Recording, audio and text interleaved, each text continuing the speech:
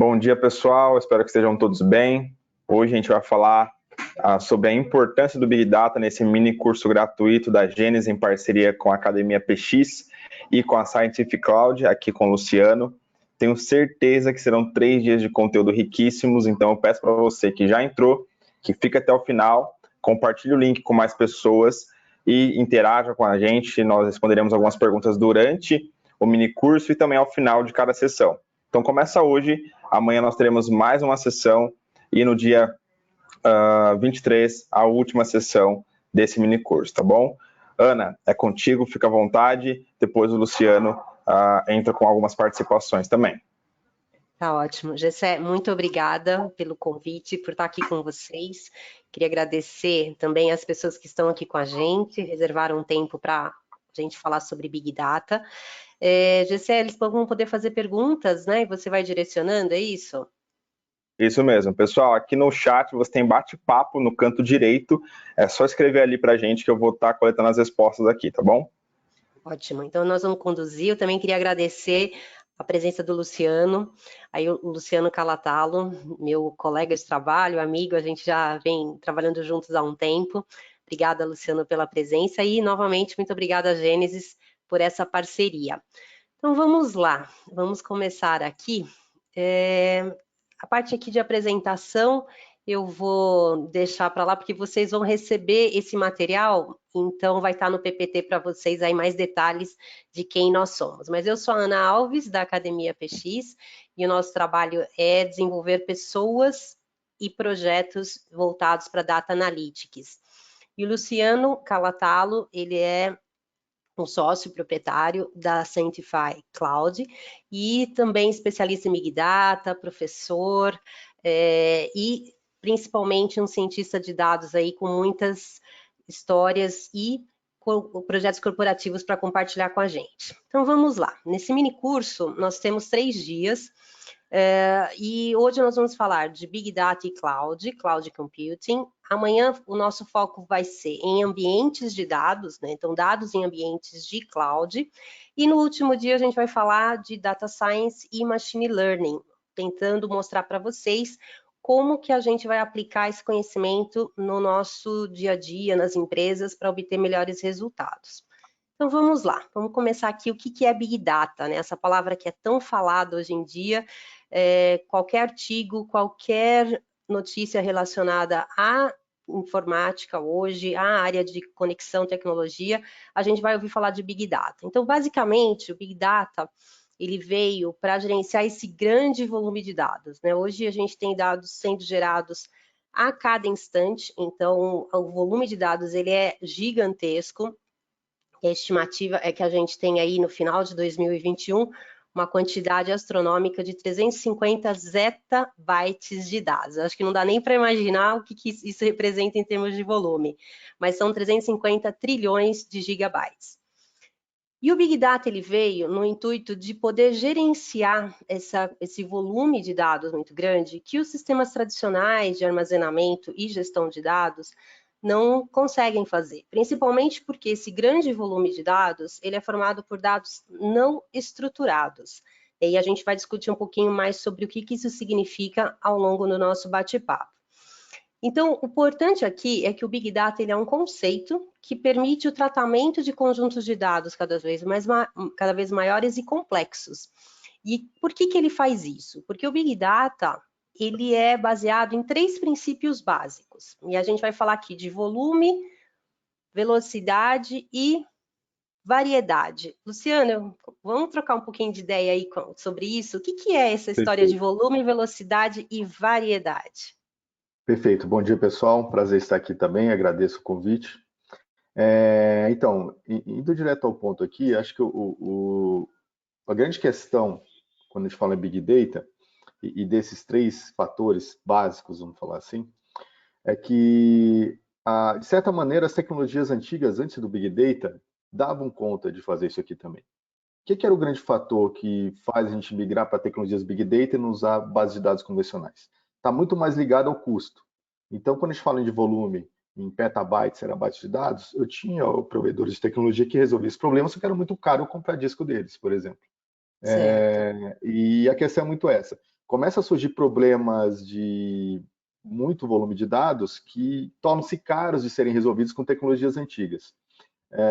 E isso numa escala muito grande. Eu diria que antigamente, a cada 10 anos, surgia um desafio de lidar com um volume de dados muito grande. Mas hoje, praticamente, qualquer startup, qualquer empresa de tecnologia tem esse desafio internalizado lá dentro.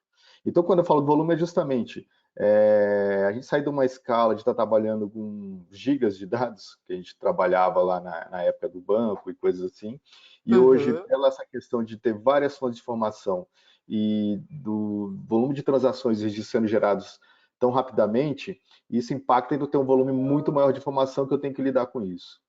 Tá? Eu falo um exemplo, por exemplo, teve um cliente há 2 anos atrás, que era um portal de notícias, que no horário de pico de acesso a eles no Brasil, eles geravam em 1 hora 1 tera de dados. E ali o desafio é como é que eu consigo lidar, criar um modelo de otimizar campanha de marketing, trabalhando com esse volume enorme de dados.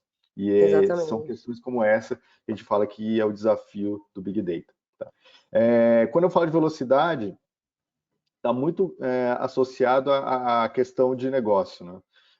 Essencialmente, quando a gente fala de analytics, machine learning, análise de dados antes do Big Data, era uma análise que eu construía para entregar para o meu gestor, para o meu presidente, para o meu diretor, para ele tomar uma decisão.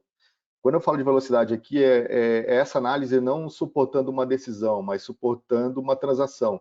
Então, na hora que eu vou comprar, navegar num site, eu tenho que automaticamente entender quem está navegando ali, entender o perfil dele e sugerir um produto. E a velocidade é justamente nesse contexto. Que tecnologias e que processos me ajudam a garantir essa velocidade e isso no contexto de Big Data?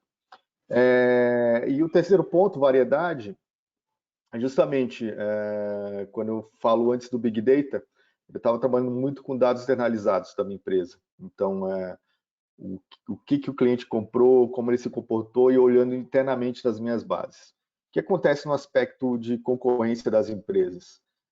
No final, nessa questão de diferencial competitivo, cada vez mais eu vou buscar fontes diferentes de informação para me diferenciar do meu concorrente. E isso impacta numa variedade. Eu sempre falo, por exemplo, num projeto de análise de dados, um grande fator para medir o esforço de entrega de um projeto desse está associado ao número de fontes de informação. Cada fonte de informação que eu analiso, isso impacta em esforço de entender o negócio, entender a tecnologia envolvida, entender todos os processos envolvidos. Então, imagina num projeto que eu vou ter 30 fontes de dados diferentes. Como é que eu consigo escalar esse tipo de análise, que geralmente, eu vou falar, por exemplo, há 20 anos atrás, quando a gente fazia um credit scoring, a gente demorava 4 meses para fazer um modelo, analisando só uma fonte de dados. Hoje em dia eu vejo empresas em 1 mês analisando 20 fontes de informação e criando um modelo desse, por exemplo. Entendi. Pois não. Não, desculpa, pode finalizar. E aí, justamente, o desafio da variedade é como é que eu consigo lidar com essas diversas fontes de informação num prazo curto de tempo e sendo que essas fontes de informação são diversas, não é mais só aquela base estruturada, uma tabelinha que eu fazia um código SQL. Agora chega um log transacional que eu tenho que trabalhar com isso. Agora chega um dado não estruturado, texto, que é imagem, som, e eu também tenho que lidar com isso para integrar nas minhas análises.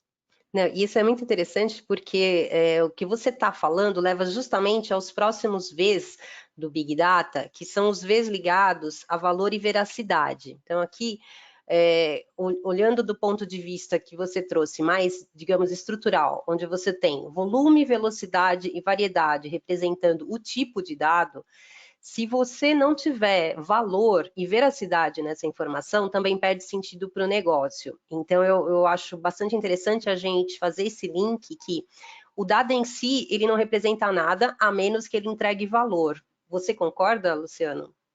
Perfeito, e eu até diria que esses 2 tópicos aqui derivam dos 3, tá? Porque no final, quando eu aplico aqueles 3, eu trabalho com volume grande, tenho uma resposta rápida, tenho a diversidade, eu consigo chegar na veracidade. A grande questão é o tempo que eu demoro para fazer isso usando tecnologias convencionais. Então, eu garanti que um dado tem qualidade ou coisa assim, o que eles faziam antigamente? Eles montavam um DW, um Data Mart, que ali, digamos, eu teria a versão única do dado e por aí vai. Só que o desafio do Big Data é como é que eu consigo fazer isso num tempo curto? Eu tenho que fazer uma análise que eu quero ser reativo e em 1 semana eu quero tomar uma ação. Então, no final, um mecanismo para garantir essa veracidade. e, por consequência, o valor, porque o valor se mede numa empresa geralmente num tempo de resposta, justamente para não gastar tempo.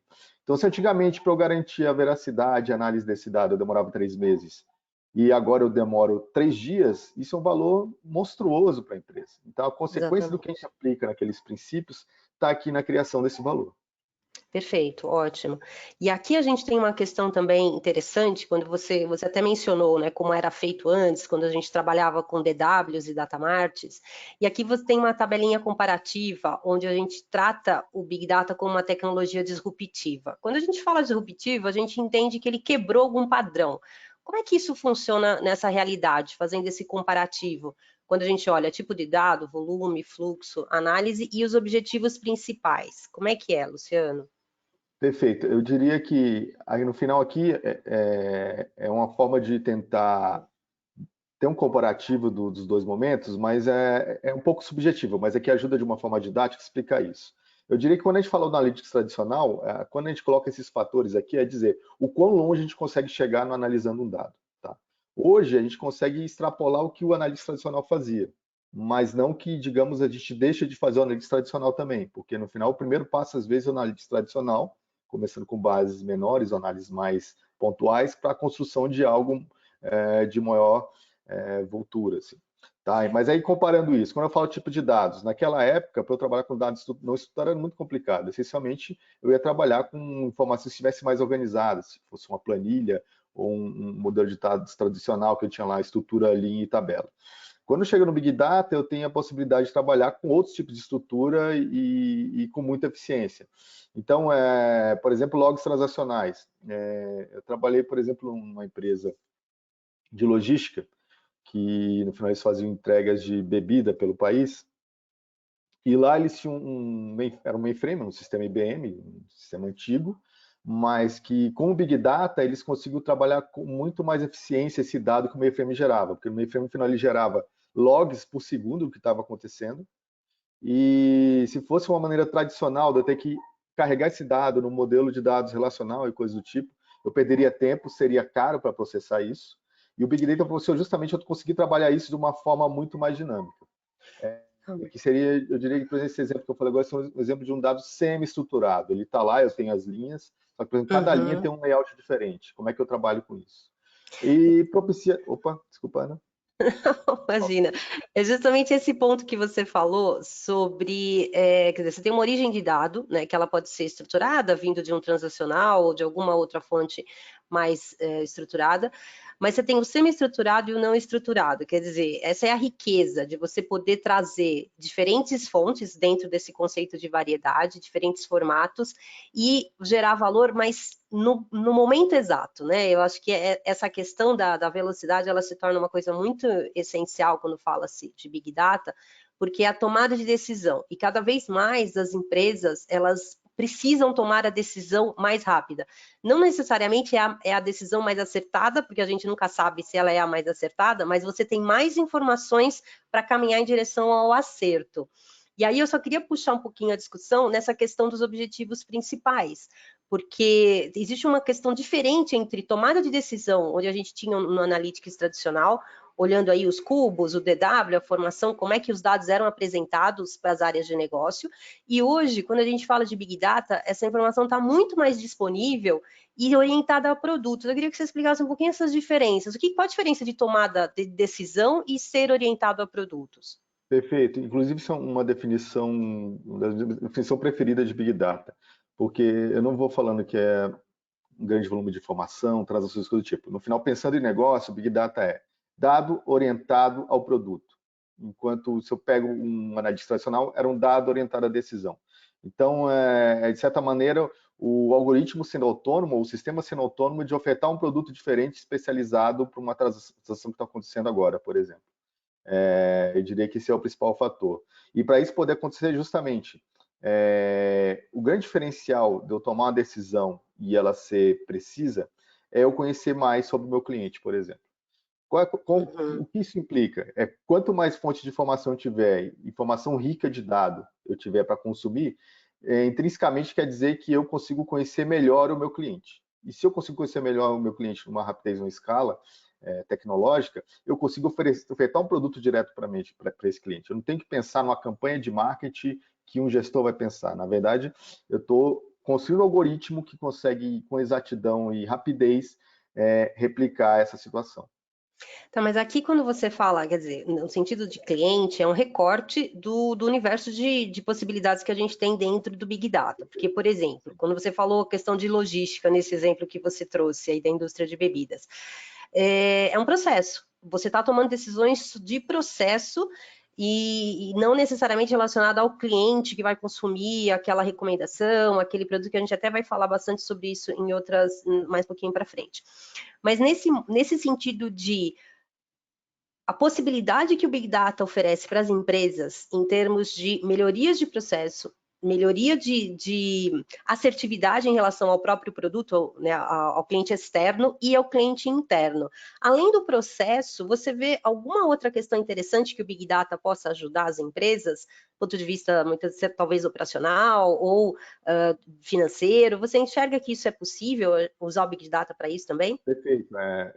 Indo de um caso de usos fora da indústria de varejo, vendas, vou pegar, por exemplo, um cliente que começou com a gente ano passado. Por essa questão de cenário de Covid, era um porto, e eles estavam tendo muito problema de embarcação que estava esperando atracar para descarregar a carga.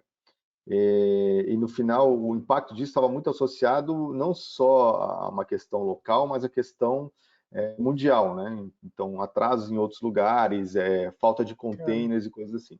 Então, por exemplo, eles chamaram a gente para construir um modelo onde a gente pegava o histórico de partida dos portos, cargas e o histórico de consumo de containers, para prever, em média, quanto tempo ia demorar para uma embarcação desembarcar uma mercadoria no porto deles. Um exemplo de processo. Que outro tipo de cliente? Por exemplo, um cliente nosso há 3 anos atrás, que era uma empresa de saneamento. A preocupação dele era identificar potenciais fraudes na rede de distribuição deles. Então, no final, o que era o desafio operacional? Era que, para identificar uma fraude hoje, eles têm uma equipe de campo que tem que cavar um buraco de 1 metro de profundidade para testar se tem fraude ou não, porque vai ter uma ligação clandestina lá. Então, é muito vantajoso para eles ter algo preditivo que aponte com mais precisão que o humano aonde tem uma residência com fraude ou não. Então, se eles, só dando um exemplo, por dia eles conseguem investigar 100 residências. Antes da gente, eles acertavam 10%. Das 100 residências, eles identificavam fraude em 10. A partir do nosso algoritmo, acho que na primeira versão do algoritmo foi muito ruim, a gente acertou uma residência, foi pior que o humano. Na segunda versão melhorou um pouco, a gente começou a acertar 50% das residências. Então, de 200 a gente acertava 100. E até chegar uma versão que a gente começou a acertar 70%, 80% do que estava acontecendo. Então, isso foi justamente porque a gente conseguiu entender melhor o processo deles e captar fontes de informação que a gente não estava conseguindo ou que não estava chegando a tempo para a primeira versão do modelo. Então, isso exemplifica muito que não necessariamente ligado à questão de cliente e vendas, mas eu posso ter casos de uso de Big Data e aplicação disso em vários segmentos da indústria. Muito legal, muito interessante. Gessé, você quer colocar alguma coisa? Não, eu achei interessante quando vocês estavam apresentando o início ali dos 3 Vs, deu para perceber o quão importante ali já o Big Data é para a área de negócios de uma empresa. A velocidade da análise de dados, da disponibilidade disso para outras áreas que não são de tecnologia, como, por exemplo, um CEO de uma empresa ou um Chief Operations Officer, o cara que tem que gerenciar os processos da empresa, esses dados são imprescindíveis e o Big Data possibilita isso. A TI aqui, o cara da tecnologia que está à frente desse projeto, por exemplo, ele acaba sendo uma peça essencial para prosseguir com projetos de negócio da empresa, certo, Luciano? Perfeito. Sempre, todo mundo vive isso que trabalha numa empresa, independente de qual. Chegar uma tarefa urgente, você está cheio de demandas e você pergunta o prazo e a gente fala, isso é para ontem. Eu sempre falo que o Big Data, no final, é como eu garantir esse para ontem, porque é um processo, uma tecnologia que me facilita e agiliza demandas como essa, quando dependo de análise de dados. Então, essencialmente, se uma empresa hoje tem essa pressão competitiva de trazer resultados rápidos e tal, isso aqui um Big Data é um mecanismo de ajudar nessa jornada. E é muito interessante porque justamente o que a gente vai explorar um pouquinho no dia 2 é sobre a facilidade que se tem justamente de manipular esse dado. Né? Quer dizer, trazer esse dado dessas fontes, dessas diversas origens, nessa velocidade tão importante para o negócio, mas de um modo que não seja muito complexo e muito caro para fazer. Então, aqui tem um ponto bastante interessante, que é como a tecnologia embarcou isso, né? E pelo que a gente... aqui, né, tanto o Luciano quanto eu somos bastante veteranos nessa área de dados, e a gente viu praticamente o Hadoop nascer, né? Então, quando a gente fala de Hadoop, que a gente tem essa associação Big Data Hadoop, eu queria que você contasse um pouquinho para a gente, Luciano, o que é, na verdade, o Hadoop, né? Que é essa palavra tão comum que também está nesse universo de Big Data. Eu acho que é o caso de uso clássico, porque vai até o que eu comentei antes na questão de custo, né? O primórdio do Hadoop, antes do Hadoop existir, né? A gente fala do Google. O Google era uma startup na época, o Google, se não me engano, ele era... Se olhasse o market share dele, ele já tinha 3% do market share de mecanismos de pesquisa no mundo. Ele não era o líder. Isso lá para os anos 2000 e pouco, né? 2007, por aí, né? 98, 99, por aí. Exato. O que eles tinham? Eles tinham um problema que era, às vezes... apareceu uma pesquisa aqui para mim na tela. O que era o problema deles? Professor. Olha, eu tenho que armazenar dados sem parar, porque eu tenho que indexar o conteúdo na internet para as pessoas pesquisarem. Isso é caro, porque demanda disco. E eu tenho a limitação tecnológica disso, que é geralmente está associado ao disco físico. E aí eles bolaram um mecanismo onde eu conseguiria armazenar dados infinitamente, eu conseguia aproveitar o poder de processamento de máquinas baratas. Eles eram startup, eles tinham o quê? Eles tinham um monte de computador velho, que eles ligavam em paralelo, sei lá, 100, 200 computadores, os PCs velhos mesmo, servidores. Então, eles pensavam, tem tecnologia que seja suscetível a falha e não dê problema nisso. Então, a ideia é que eu vou paralisar computadores para processar, se um deles pifar, um outro computador que está paralisado consegue assumir o trabalho do outro que não funcionou. E no final, essa tecnologia que eles bolaram, eles publicaram papers explicando para o mercado, para o mundo científico, como eles faziam. Esses papers justamente inspiraram as pessoas que criaram o Hadoop. Todos os princípios do Hadoop foram baseados nesses papers do Google. É até interessante pensar nisso, porque o Google demorou para entrar no mercado de Big Data. O Hadoop, que foi a primeira solução, era uma solução na época on-premise, né? Você instalava no seu próprio servidor, na sua máquina. E o Google só entrou na segunda onda, quando começou a ter essas soluções de Big Data dentro da nuvem. Que aí ele pegou a tecnologia original que inspirou o Hadoop e começou a comercializar no mercado. Mas, enfim, foi a primeira solução que resolveu um caso de uso de grande volume de dados sem usar bases de dados convencionais, sem usar um DB2, sem usar um Oracle, uma coisa assim. Eu diria isso no final dos anos 90. Isso é muito interessante porque esse conceito de computação distribuída também foi uma inovação nesse momento, certo? Porque você dividia o processamento em várias máquinas e se fala muito do uso de máquinas commodity, como você falou, né? Tinha um monte de PC encostado lá que para a computação tradicional não teria serventia, porque eles teriam que investir em hardware, processador, disco, etc. E esse conceito da computação distribuída, de você usar máquinas commodities que podem ser escaláveis, né, no momento que você precisa, gerou todo esse diferencial e esse interesse mesmo em desenvolver uma tecnologia mais robusta para atender esse tipo de demanda. Aqui a gente colocou esses principais benefícios que vieram dentro, né, que a Apache ela criou esse ecossistema onde existem vários componentes que servem para fazer justamente valer os benefícios de escalabilidade, desempenho, disponibilidade, custo e flexibilidade. Você mencionou, Luciana, a questão da nuvem, tá? Eu queria entender um pouquinho mais como é que isso acabou acontecendo, porque quando a gente fala de Hadoop e Big Data, parece que uma coisa é a mesma que a outra, ou é menor que a outra. Eu queria entender um pouquinho assim, o Hadoop e o Big Data, ele é a mesma coisa? Perfeito. Como eu comentei, eu diria que o Hadoop é o primeiro caso de uso de referência de Big Data, assim, que ficou famoso e conhecido na mídia. E foi a principal tecnologia em uso até bem pouco tempo atrás. Mas é como eu falo, o Hadoop no final ele está dentro do ecossistema Big Data. Ele é uma das soluções que resolvem problemas de Big Data. é uma das principais utilizadas, talvez, até bem pouco tempo, mas uma característica, acho, do Big Data tem muito a ver com isso, de eu estar orientado ao caso de uso para pensar na tecnologia que eu vou utilizar. Tá, eu acabei passando aqui, só desculpa te cortar. Com relação a isso, você falou uma das tecnologias, né? Até bem pouco tempo atrás, quando a gente falava de distribuição Hadoop, a gente estava falando de Cloudera e Hortonworks, que um pouquinho antes da pandemia eles se uniram e a Cloudera acabou assumindo a base de clientes da Hortonworks, mas hoje a gente está falando muito mais de uma distribuição em nuvem. E eu queria que você contasse para a gente um pouquinho como é que isso aconteceu, essa transição do on-premises lá no Hadoop. Eu não sei se pode falar Hadoop tradicional, dá para falar isso? Pode ser o Hadoop clássico, vamos falar, tradicional. Ok, legal, mais bonito.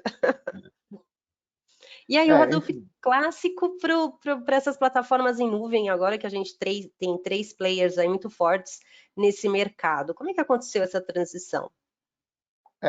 Acho que a grande questão é pensar até como acontece a adoção da nuvem pelas empresas também. Porque primeiro você olha para os seus dados internos, de certa maneira, né? Então, no primeiro momento fazia até sentido eu ter uma solução on-premise, porque o dado está aqui no meu servidor, eu tenho outro servidor consumindo isso e tratando. Chega um momento, numa segunda fase, que eu vou começar a trabalhar com fontes externas, e integrar com isso. Chega um momento que eu começo a olhar para o custo também. Gerenciar um cluster Hadoop não é barato. Principalmente, por exemplo, embora seja paradoxal, né? Surge a tecnologia que é mais barata que uma base de dados relacional, mas eu tenho que ter pessoas super especializadas, eu tenho que alguém cuidando do hardware e coisas assim. E aí, na segunda onda, eu tenho os provedores de serviço de nuvem, onde, primeiro, por exemplo, tanto a Amazon quanto o Google compartilham a própria tecnologia que eles usam internamente. Então, o que a Amazon usa no site deles, eles começaram a compartilhar como tecnologia para o mercado. A mesma coisa do Google. O Google, que inventou a tecnologia, que inspirou o Hadoop, começou a usar essa tecnologia e tudo que eles tinham de ponta ali dentro. Então, começou a ser algo mais especializado e digamos, com mais conhecimento agregado ali sendo ofertado. A própria Microsoft também compartilhando o conhecimento interno e já amarrando, eu diria, até pela natureza da Microsoft, de trabalhar em vários segmentos de indústria, conseguir abraçar vários casos de uso diferentes. É diferente, sei lá, a Amazon veio do comércio, veio do e-commerce, com bastante eficiência, sendo referência, mas é o principal caso de uso deles. Quando eu falo do Google, eles vieram da propaganda. Hoje, a fonte de receita deles é propaganda. Então, boa parte dos casos de uso que aumentaram a estrutura de nuvem deles e as tecnologias vêm desse caso de uso. E aí eu reforço o que eu falei antes. No final, é muito importante você primeiro saber o caso de uso para depois pensar a tecnologia, porque isso vai ser o acelerador de muitas vezes da arquitetura e da decisão Big Data que você vai tomar. E aí é muito interessante isso, quando você fala de casos de uso e uma certa especialização, né, das origens dessas plataformas, porque realmente a Microsoft ela tem essa posição um pouco mais abrangente, né, ou talvez muito mais abrangente, de ela ser uma solução que pode se adaptar para qualquer caso de uso, e nesse sentido a gente começa a até fazer uns paralelos aqui quando a gente fala de escalabilidade, quer dizer, quando você está falando de nuvem, as grandes vantagens que a gente tem com relação à nuvem são justamente você pagar sob demanda e poder escalar o seu serviço, né? Se eu preciso de um determinado momento mais processador, eu preciso mais armazenamento, eu posso contratar isso aos poucos. Você acha que esse tipo de possibilidade que a nuvem oferece ajudou a popularizar o conceito, não só o conceito, mas o uso do Big Data e desses recursos nas empresas hoje?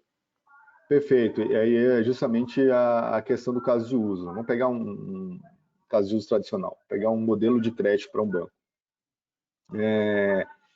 O primeiro fator que eu quero saber é o que é um atraso para um banco, por exemplo. Ok. E se você não fala conhece... em pagamento, né? Crédito pessoal, Exato. por exemplo. Tá.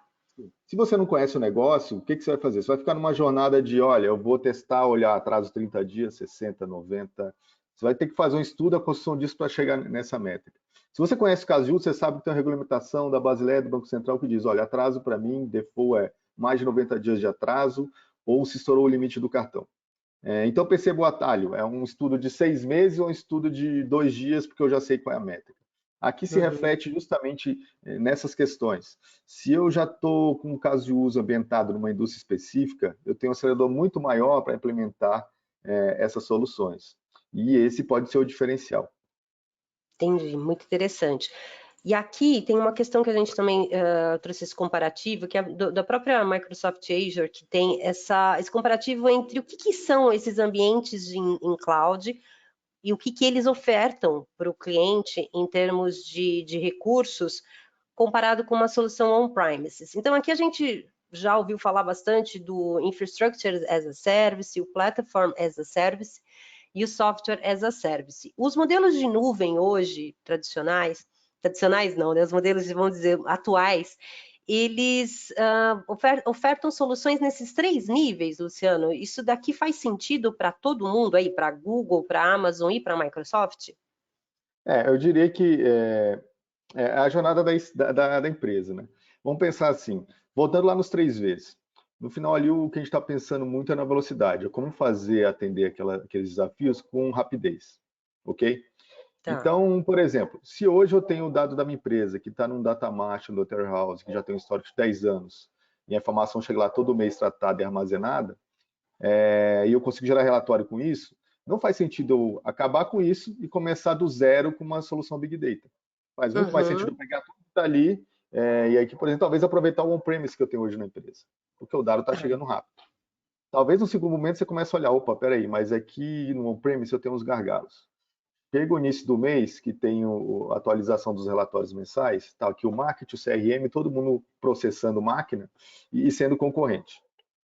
E isso impacta num custo, porque eu tenho que escalar, e se eu fosse na solução on-premise, eu tenho que comprar mais servidor e mais memória, que nos 10 primeiros dias do mês eles estão sendo utilizados, depois fica obsoleto. Então, no final, é a primeira demanda. Opa, então eu quero reduzir esse custo, eu vou migrar tudo que eu tenho hoje on-premise para a nuvem, do jeito que está. Copio, colo e salvo lá. Eu diria que é a primeira onda.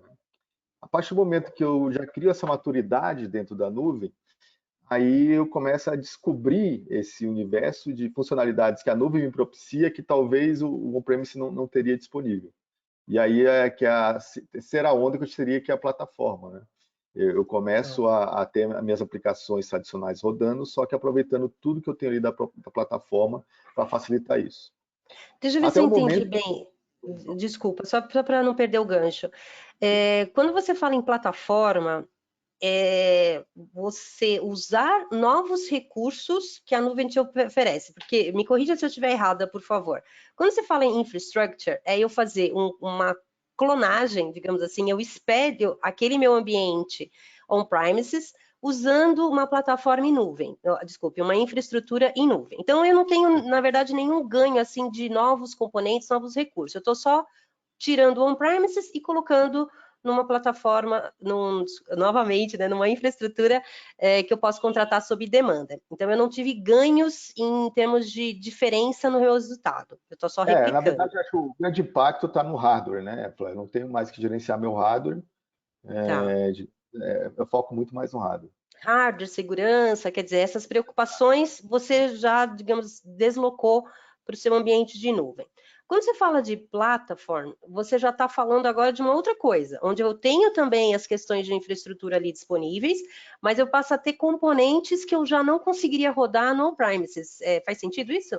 Perfeito. No final, aqui ilustra bem a questão, porque aqui eu começo a envolver questões de software, não hardware, dentro da nuvem. Então, o sistema operacional já não sou eu que estou gerenciando, a questão do middleware, a primeira camada ali, depois do hardware, já vira uma componente do cloud. Eu só tenho meus softwares proprietários ou não, minhas aplicações, os meus dados exclusivos e tendo a minha gestão ali na plataforma. Tá. E quando você fala do software em relação à plataforma, o que as empresas estão ganhando nessa modalidade? Aqui eu diria que é a plenitude do caso de uso. Aqui eu tenho muito mais liberdade, por exemplo, de pensar assim. Eu tenho uma base de dados que eu utilizava uma tecnologia que funcionava muito bem até o ano passado, só que o meu volume de informação multiplicou por 10. E agora eu tenho que mudar isso, repensar uma arquitetura para suportar essa transformação que o meu negócio teve. E justamente o Software as a Service facilita muito isso, tanto na possibilidade de eu testar coisas diferentes, como trocar com mais facilidade alguns componentes, algumas tecnologias. Aí estou usufruindo plenamente do que a nuvem pode me propiciar. E aí uma coisa que é interessante, que eu já ouvi isso em alguns clientes, há uma certa preocupação de fazer esse movimento, de sair desse controle, né, que muitas vezes é um controle até talvez psicológico, que você acha que estando no on-premises eu estou controlando, eu estou sabendo tudo o que está acontecendo, e fazer esse movimento, principalmente quando a gente fala de analytics, tá? Fora questões de ERPs ou outros sistemas transacionais, mas quando você fala de analytics, o processamento desse dado, gerar informação, poder consumir essa informação, está disponível na nuvem, dá uma impressão de que, nossa, esse dado todo mundo vai acessar, esse dado está muito disponível e é muito estratégico, né? O transacional é estratégico, claro, porque contém todas as informações ali da vida da empresa, mas o Analytics, ele é extremamente estratégico, porque ele vai levar a empresa para novas tomadas de decisão, aberturas de mercado, etc. Como é que é isso? Você já sentiu esse tipo de resistência nos seus clientes? Como é que você, como consultor e com a sua experiência, entende que essa transição deve acontecer para as empresas? Eu posso pegar um fator que não, digamos, não é o Analytics diretamente, mas que pesa muito, que é uma questão que sempre fazem para mim. Que, por exemplo, é a questão de segurança. A primeira preocupação, e até que você fala, olha, eu tenho um premise que eu tenho controle de tudo, e dá essa sensação de segurança, é que, segurança é algo muito caro hoje. Garantir a segurança da minha informação, do meu sistema, todo mundo vive hoje. Desde contratar especialistas, consultores, até as tecnologias e tudo envolvido. E o grande ponto é esse, por exemplo, hoje eu me sinto muito mais seguro tendo meus dados, os meus projetos na nuvem, do que numa solução on-premise. Mas Primeiro, por que porque você é muito sente caro. ok. Imagina, Primeiro para eu ponto. cuidar do meu on-premise, eu tenho que ter especialista em segurança e vigiando isso o tempo todo. Isso é caro. Segundo, que o caso de uso e a experiência da segurança que uma solução de nuvem propicia é muito maior que o que eu tenho no on-premise. Por quê? Porque se pega qualquer provedor desse que a gente mostrou nos slides anteriores, eles são soluções globais que estão preocupadas com a segurança globalmente. A qualquer momento, aquele servidor pode ser atacado por qualquer lugar, de qualquer lugar do mundo. Enfim, tem mecanismos pensando nisso. Então, eu imagino que a segurança ali é muito maior. E esse é um fator que, digamos, faz muita diferença. Agora, falando do Analytics, a natureza, por exemplo, aquele exemplo que eu falei.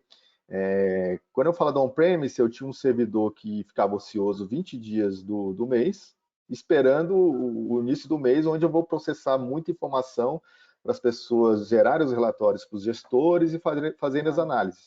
O cloud justamente quebra isso. Por quê? Com essa alocação de recursos em função da demanda, reduz os meus custos e também sou muito eficiente, porque pode ser que para o início do mês eu vou alocar muito mais CPU, muito mais memória, muito mais disco, ou usar muito mais aplicação de transação de dados, e não vou ter que ter um parque obsoleto, um servidor muito poderoso no decorrer do mês, por exemplo.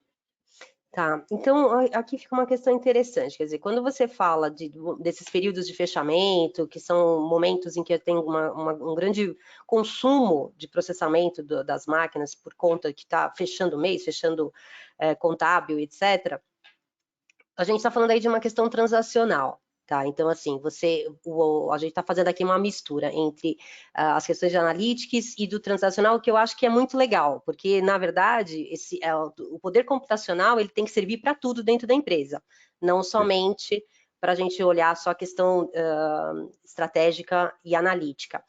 Mas quando a gente está falando desses provedores de solução em cloud, vamos lá, Amazon, Microsoft, Azure e o próprio Google, essas soluções, elas são aderentes a questões transacionais? Quer dizer, eu posso contratar o serviço da Azure só para rodar o meu fechamento do mês, por exemplo? Isso é possível, olhando do ponto de vista transacional? Ou eu sempre vou considerar essas soluções mais focadas na minha questão analítica mesmo?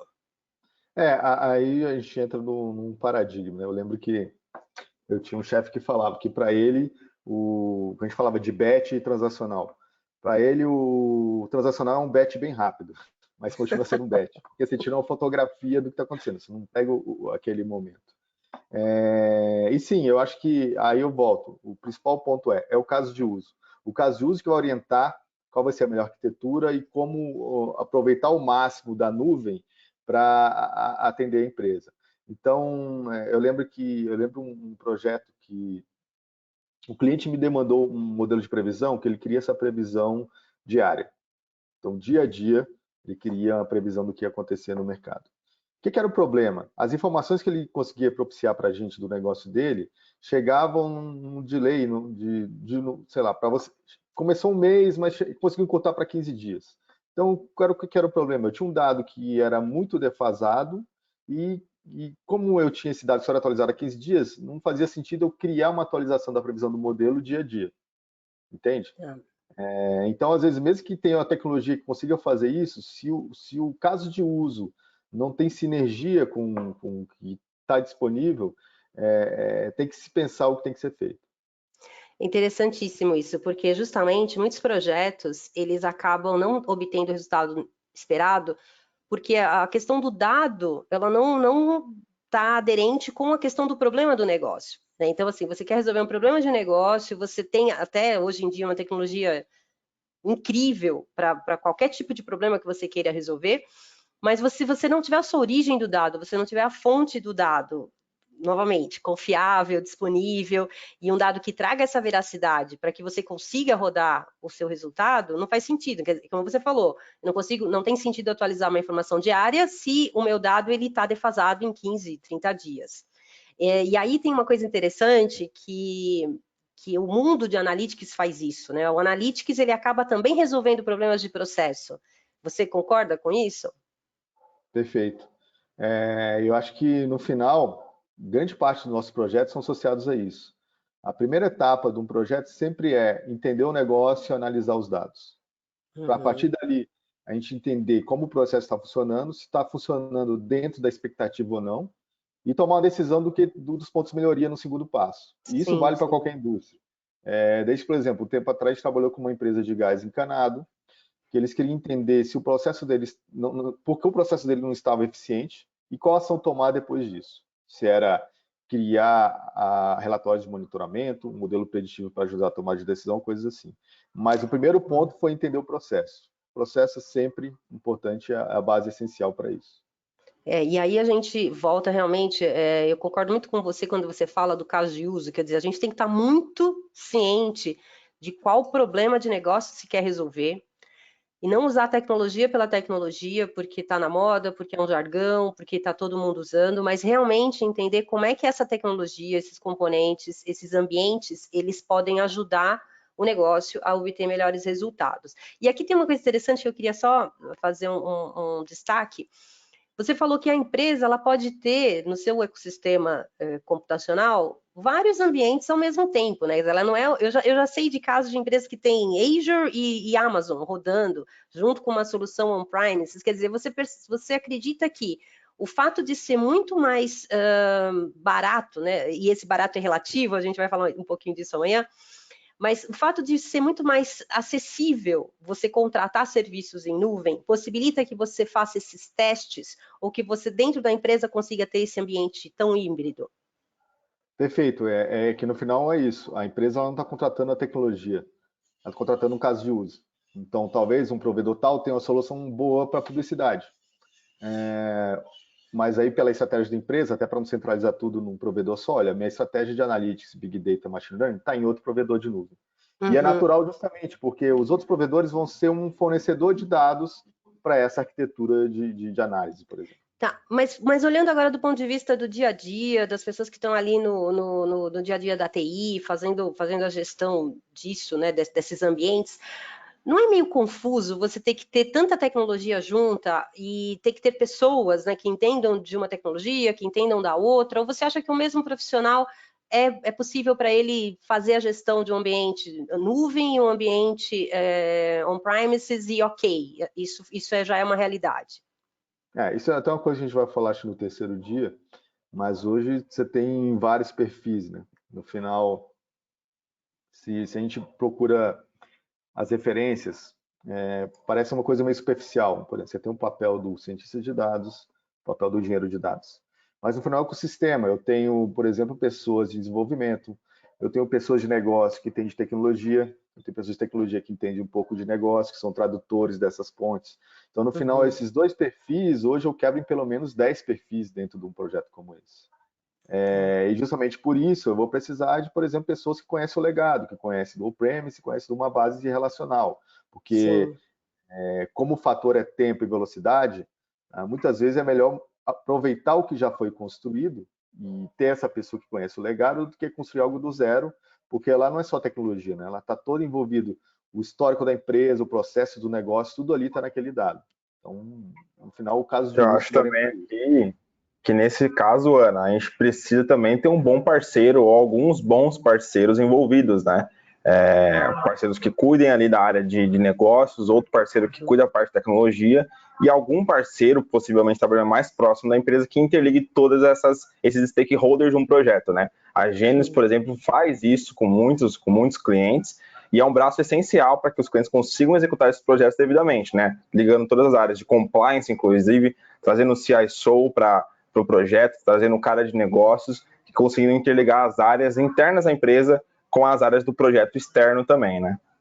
Não, fantástico. Eu acho que esse é um ponto interessante, até você falou compliance, Gessé, e hoje a gente está vivendo uma realidade da LGPD e que isso tem que ser tratado na origem, né? Quer dizer, a gente tem que ter isso muito sério, muito bem arquitetado, documentado e garantir para os clientes que eles vão ter a segurança do dado garantida, não só com relação a ataques, a roubo de informação, mas também com relação à privacidade. Então, esses são pontos. Luciano, como é que esses ambientes de cloud e as próprias distribuições né, que fazem cloud computing para Big Data tratam essas questões ligadas à privacidade? Você tem algum Perfeito. case que você já trabalhou precisando definir claramente quais seriam essas regras? Eu diria que eu tenho um case de insucesso disso. Eu acho que até é bom compartilhar essas coisas, porque a gente aprende muito mais, talvez, com situações como essa. Sim. Porque justamente o case que eu vivi foi uma demanda de um banco, onde ele foi muito precioso na segurança, e isso, no final, acabou sendo o fracasso do projeto. Então, comentando isso, o que aconteceu? Eu lembro que há uns 4, 5 anos atrás estava tendo uma questão de vazamento de dados muito grande de financeiras de investimento. Então, vazou a lista de clientes, de CPF da financeira tal. Isso deixou o mercado muito preocupado. Como hoje Sim. continuamos, né? Tem muitas questões de segurança e vazamento muito forte. Mas o que isso impactou? Que o início do projeto de Big Data dessa financeira tinha muita preocupação da área de tecnologia falar, olha, eu tenho que garantir a segurança desse dado. E o que isso traduziu? Primeiro, vamos trabalhar em nuvem, talvez seja uma maneira mais dinâmica e rápida de trazer resultados, até porque a gente está começando, então não é uma base que a gente vai construir ainda, então vamos abraçar esse caso de uso dessa maneira. Só que uma diretriz do projeto era, olha, o dado tem que chegar com segurança total lá na nuvem, quando ele sai do meu premise, do servidor e chega lá. Então, foram utilizados os melhores algoritmos de criptografia e segurança do dado. Qual foi o impacto disso no projeto? Um dado que geralmente numa transferência da nuvem, do on-premise para a nuvem, demorava em média 10 minutos para chegar, estava demorando 8 horas. O O dado mesmo estava super dado? seguro, é o mesmo dado. Então, isso inviabilizava o analytics, inviabilizava o negócio. Você não conseguia analisar o dado a tempo disso. E o que é a lição aprendida? No final, claro, você tem que ter um ambiente seguro, mas você tem que ponderar o fator retorno e o fator investimento na segurança. Então, não adianta ser super seguro, mas isso não trazer um retorno para o negócio. E no final, a solução disso estava muito mais associada, não à tecnologia, mas a processo, porque no final isso aí é mais uma prática que muitas empresas europeias estão adotando hoje, tem alguns clientes nossos na Europa que fazem isso, dá um pouco de dor de dor de cabeça para a gente, mas funciona, que é o quê? Por exemplo, você pega uma base de dados e você quebra em vários pedaços. Então, eu tenho uma base de dados de cliente lá que ela tem 8 partes. Então, em um pedaço do arquivo você tem o que seria o CPF, no outro arquivo você tem o endereço, e, por exemplo, se aquele dado vaza, você não consegue identificar o que se refere àquilo ali. Tá? Então, é um processo que, digamos, dificulta, de certa maneira, alguém conseguir entender aquele dado ou não. E hoje, muito do que a gente fala de LGPD e coisas assim, está muito associado a processo e diretriz do que essencialmente a tecnologia. Claro, a tecnologia eu tenho fatores muito bons na nuvem, por exemplo, você pega qualquer provedor desse hoje, eu posso incorporar meu algoritmo de criptografia próprio, ou aproveito o que o próprio provedor me fornece, mas eu também tenho essas questões de processos internos que eu tenho que considerar.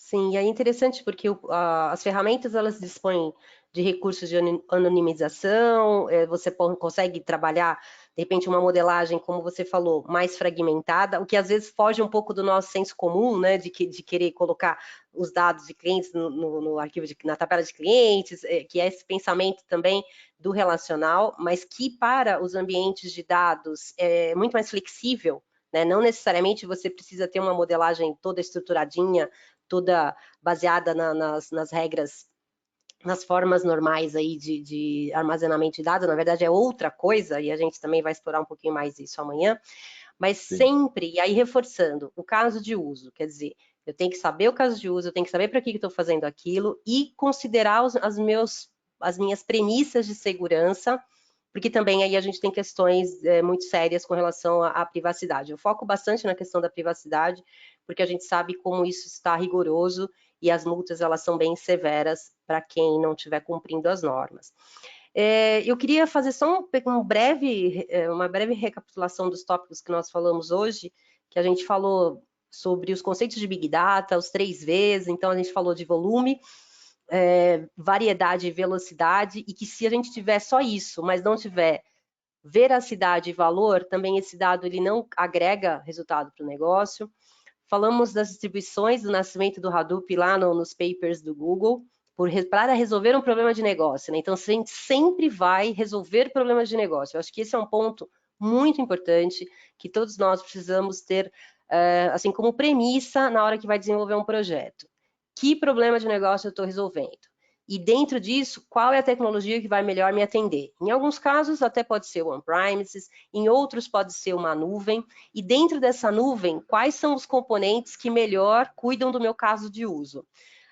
Algum ponto a mais aí a acrescentar, Luciano, Gessé? Que a gente já está aqui 7 minutos para encerrar o nosso encontro. Não, acho que você resumiu bem o contexto, reforçando. O caso de uso é a base de tudo. Talvez até eu vou falar de um outro case aqui que a gente viveu que explica muito isso. Há uns 4 anos atrás procuraram a gente um banco que fazia campanhas de marketing.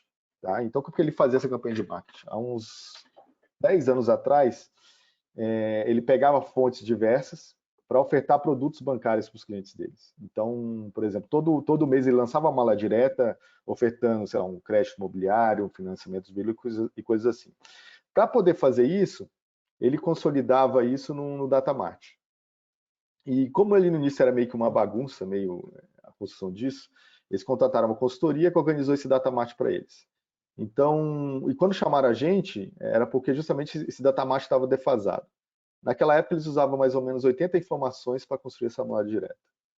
Quando a gente chegou lá, dessas 80 informações que eles usavam, eles só estavam usando 10, porque as outras 70 já não faziam mais sentido para o negócio deles. Tá. Eles acabavam tendo que pegar essa informação em outros sistemas. E quando contrataram a gente, eles queriam que a gente refizesse esse Datamart com essas novas informações para atender realmente a mala direta hoje. E o que era esse o problema? Justamente que a gente apontou que era a questão do caso de uso. Na primeira versão desse Datamart, esse Datamart demorou 8 anos para ficar defasado. A gente estimava que se a gente conseguisse um Datamart novo para eles, esse tempo ia ser no máximo de 1 ano ou 2 para ficar defasado novamente. Porque justamente ali a gente enxergava que uma solução Big Data seria o melhor caminho. Justamente porque, pela essa dinâmica de hoje, o banco ter a possibilidade de acessar fontes de dados diferentes e estar o tempo todo migrando para sistemas diferentes ou novas tecnologias, ter um data mart acabaria atrapalhando eles e não ajudando.